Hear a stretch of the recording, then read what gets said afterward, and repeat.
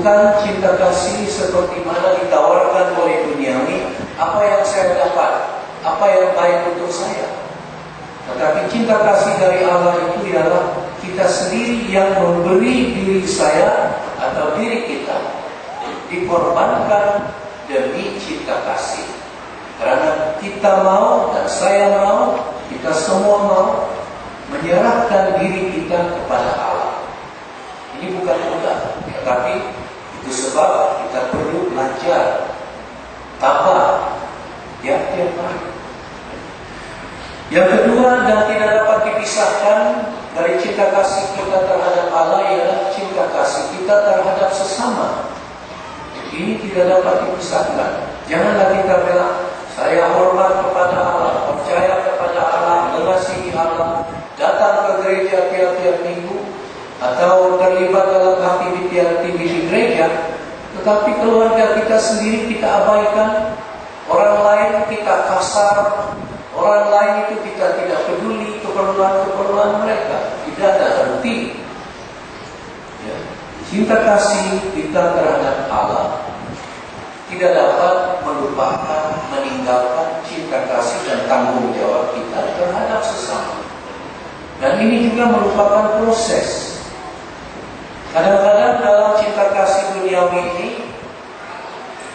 kalau kita merasa bahwa kita sungguh-sungguh tertarik kepada seseorang itu, macam perasaan itu benar-benar menarik, kita pikir itulah cinta kasih.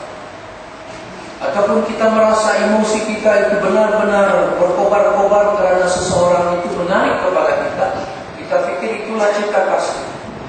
Tetapi sekali perasaan kita itu sudah dilukai, sekali emosi kita itu sudah dipudarkan, maka kita bilang, oh tidak ada cinta kasih. Maka itulah timbul perasaan-perasaan dan kata-kata lebih baik bercerai. Cinta kasih sebenar, saudara-saudari, adalah komitmen, penyerahan diri kita sendiri kepada seseorang itu atau sesuatu perjuangan, sama ada dalam keadaan baik atau tidak baik. Itulah cinta kasih. Dan cinta kasih ini, saudara-saudari, sudah pun ditunjukkan Yesus kepada kita. Pada mulanya Yesus mengatakan, seperti kita dengar dalam Injil tadi, kasihilah sesamamu seperti engkau mengasihi dirimu. Tetapi itu tidak cukup. Karena itu Yesus memberi kita satu lagi berita baru. Dan berita barunya ini dia katakan, kasihilah sesamamu seperti aku mengasihi kamu. Jadi sukatan cinta kasih kita itu bukan bagaimana kita mengasihi diri kita sendiri, tidak cukup untuk mengasihi orang lain. Tetapi bagaimana Yesus mengasihi saya dan orang lain, begitulah cinta kasih saya kepada seseorang itu. Tidak ada batas. Karena cinta kasih Yesus itu tidak ada batas sampai di kayu salib, sampai dia menyerahkan dirinya karena cinta kasih. Nah, saudara-saudari, inilah yang sangat-sangat kita perlu pahami. Dan bagi saudara-saudari Katekiyuman yang sedang membuat persiapan untuk mau menyerahkan diri kamu kepada Yesus melalui pembaptisan, saya ingin nasihatkan lagi sekarang. Menjadi seorang pengikut Yesus adalah pilihan, keputusan yang penting. Jadi karena itu saya ingatkan lagi, janganlah ikut-ikut saja. Janganlah dihanyutkan ke masa atau waktu pembaptisan tanpa pilihan sebenar.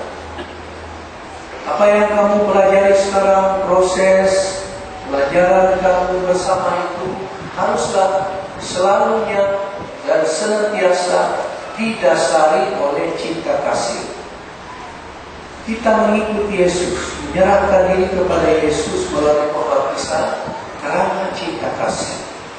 Dan apabila cinta kasih itu menjadi dasar pilihan kita, itulah merupakan iman yang bertumbuh, iman yang berakar, iman yang bertahan.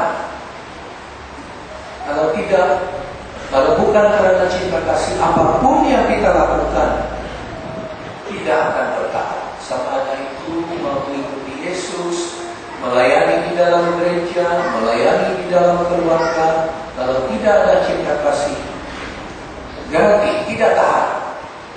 Karena apa yang kita lakukan itu hanya berdasar kepada feeling, kepada emotion, kepada perasaan, kepada emosi. Ini adalah senantiasa bertukar. Tapi komitmen yang sungguh-sungguh merupakan pilihan, ketetapan, penyerahan, sama ada masa senang, masa susah. Dan ini akan bertahan. Karena inilah kehendak Tuhan. Saudara-saudari, semoga firman Tuhan ini mendorong kita terus hidup dalam cinta kasih yang sebenar dan jangan mudah dipengaruhi oleh